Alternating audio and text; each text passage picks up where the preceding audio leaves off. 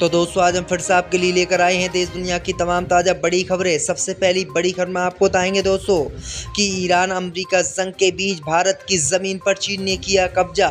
Border पर रह रहे आदिवासियों ने किया खुलासा, मोदी सरकार के लिए बड़ा झटका।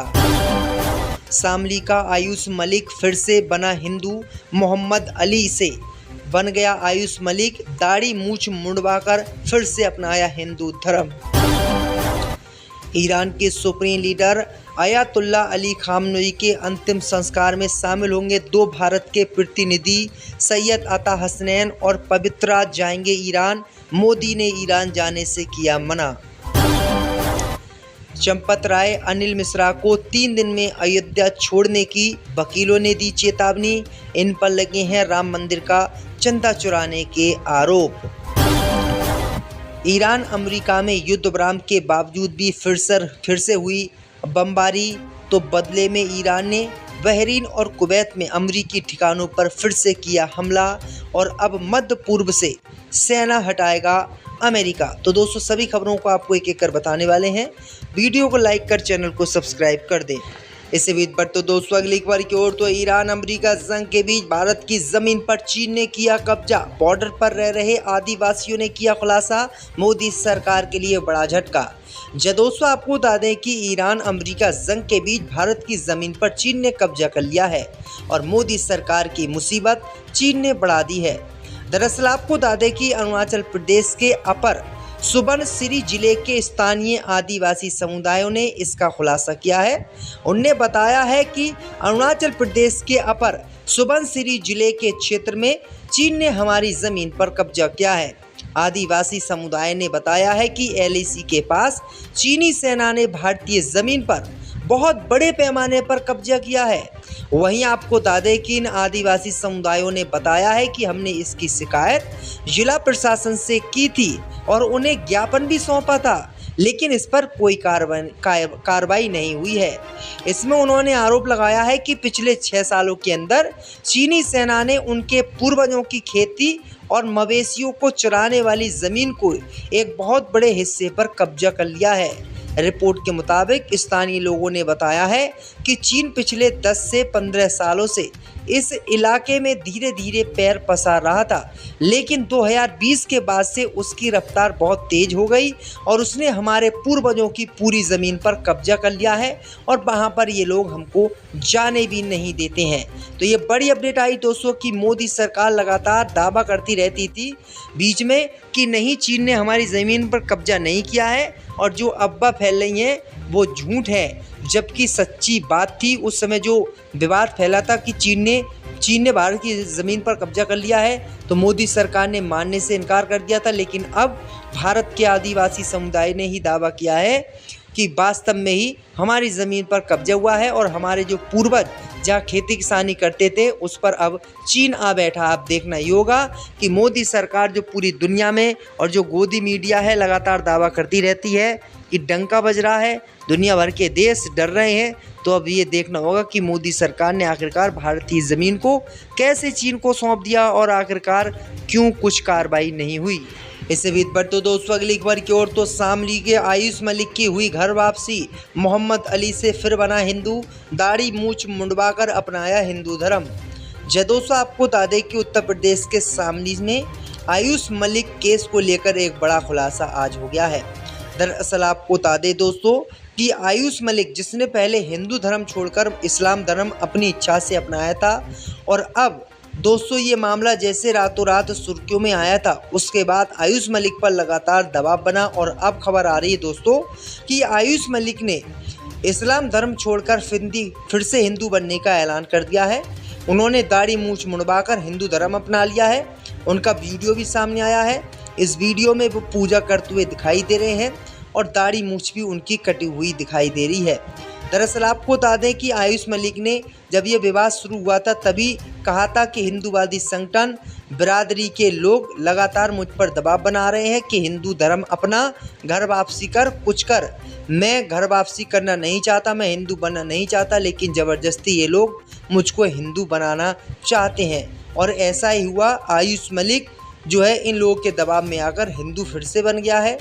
तो अब देखना ये होगा दोस्तों कि जो चांदनी कुरैशी हैं और उनके पिता हैं उनको कब बेल मिलेगी और आयुष मलिक आखिरकार कोर्ट में क्या बयान देंगे, क्योंकि उन्होंने तो कैमरे पर आकर साफ कहा था कि उन्होंने किसी भी कीमत पर किसी के दबाव में आकर इस्लाम धर्म कबूल नहीं किया था। लगभग वो 2008-9 से इस्लाम धर्म को स्टडी कर रहे थे, उसके बाद ही उन्होंने इस्लाम धर्म अपनाया है। 1-2 दिन में इस्लाम धर्म उन्होंने नहीं अपनाया है। वो 15 सालों से इस्लाम धर्म को फॉलो कर रहे थे। जब वो स्कूल में पढ़ रहे थे तभी वो इस्लाम धर्म को जान रहे थे। अब देखना ये होगा कि आयुष मलिक आखिरकार किन के दबाव में हिंदू बना है या फिर उन्होंने अपनी मर्जी से ही हिंदू धर्म को स्वीकार किया है। इसी बीच बढ़ते दोस्तों अगली खबर की ओर, तो ईरान के सुप्रीम लीडर अली खामनेई के अंतिम संस्कार में शामिल होंगे 2 भारत के प्रतिनिधि।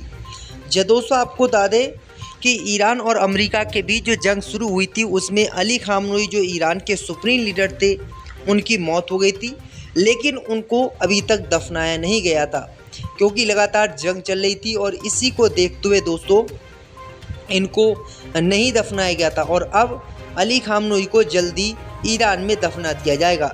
इसको लेकर भारत सरकार को ईरान से न्योता दिया गया है। ईरान ने कहा है कि अली खामनेई के अंतिम संस्कार में भारत के प्रधानमंत्री आए।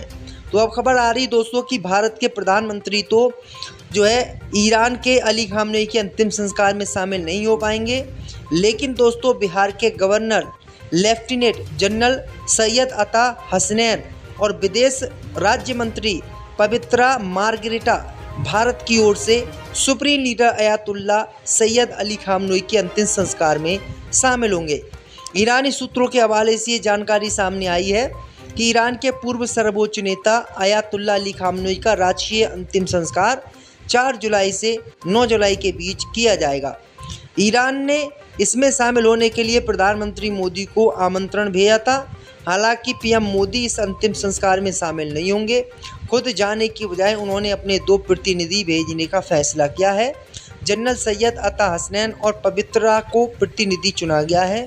विदेश राज्य मंत्री पवित्रता अप्रैल के महीने में अयातुल्ला अली खामनेई की स्मृति में आयोजित शोक सभा में भी शामिल हुई थी। ईरानी दूतावास ने खामनेई के निधन के 40वें दिन पर उन्हें श्रद्धांजलि देने के लिए यह सभा का आयोजित किया था। तो ये बड़ी अपडेट आ रही दोस्तों। इसी बीच पर तो दोस्तों अगली खबर की ओर, तो राम मंदिर चंदा चोरी के मामले में चंपत राय अनिल मिश्रा को 3 दिन में अयोध्या छोड़ने की चेतावनी। दोस्तों आपको बता दें कि राम मंदिर चंदा चोरी का मामला धीरे धीरे और गर्माता जा रहा है। सोमवार को अयोध्या बार एसोसिएशन की बैठक हुई थी। इस बैठक में फैसला लिया गया है कि कोई भी वकील आरोपियों का केस नहीं लड़ेगा। इसके बाद एसोसिएशन के अध्यक्ष कालिका प्रसाद मिश्रा ने कहा है कि राम मंदिर चंदा चोरी मामले में कोई भी वकील आरोपी का पक्ष नहीं रखेगा और अगर कोई ऐसा करता है तो उस पर 5 लाख रुपए का जुर्माना लगाया जाएगा। आरोपियों का केस लेने वाले वकील की सत्ता रद्द कर दी जाएगी। बार एसोसिएशन की बैठक में वकीलों ने मुकर होकर कहा है कि चंपत राय, अनिल मिश्रा और गोपाल राय को अयोध्या छोड़ना होगा। अगर 3 दिन के अंदर नहीं छोड़ते हैं तो पूरी अयोध्या को जाम कर दिया जाएगा, किसी को अयोध्या में आने नहीं दिया जाएगा। आपको बता दें कि पुलिस ने सोमवार को ट्रस्ट के महासचिव रहे चंपत राय का बयान रिकॉर्ड किया। अनिल मिश्रा, गोपाल राव का स्टेटमेंट अभी नहीं हुआ है, इनका भी जल्द होगा। एक एक करके करीब 140 लोगों के बयान दर्ज किए जाएंगे।